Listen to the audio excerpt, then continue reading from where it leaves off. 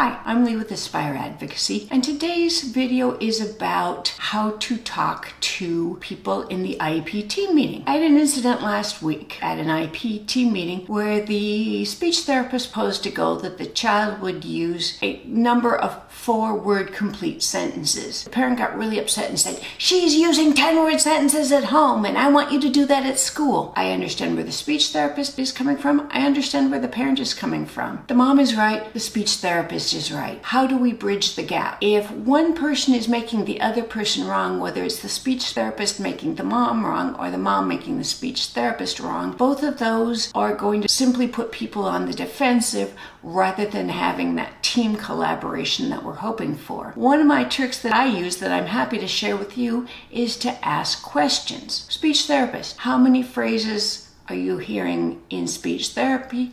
How many complete sentences are you hearing in speech therapy?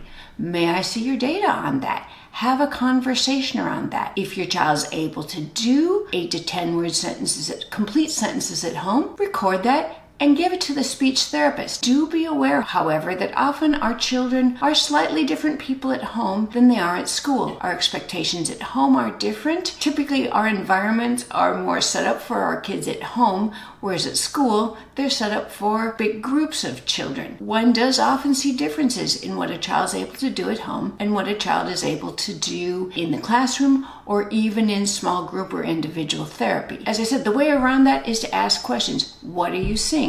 What do you think is reasonable growth? Can you tell me some more about that? Doing that with almost every speech therapist or occupational therapist or teacher or psychologist is information gathering and is much less likely to put them on the defensive. Now, you may get one that it puts on the defensive, but most of the time, if you're having a calm, reasonable conversation, asking questions, and genuinely seeking information, you're going to get a lot more cooperation from the rest of the team. At the same time, showing what they're able to do in other areas gives the team valuable information. Instead of saying, my child does 10 here, my child better do 10 with you, if you were to show, oh, here's a video. My child's speaking in paragraphs, in complete sentences. That gives the information to whoever's working with your child. Wow, that kid has the capability. I can build on that. That's really valuable information, but meanwhile, be mindful of how you're presenting that information because it's going to be easier for somebody to hear you if you present it in an informational way versus an accusatory way. I know the process isn't easy.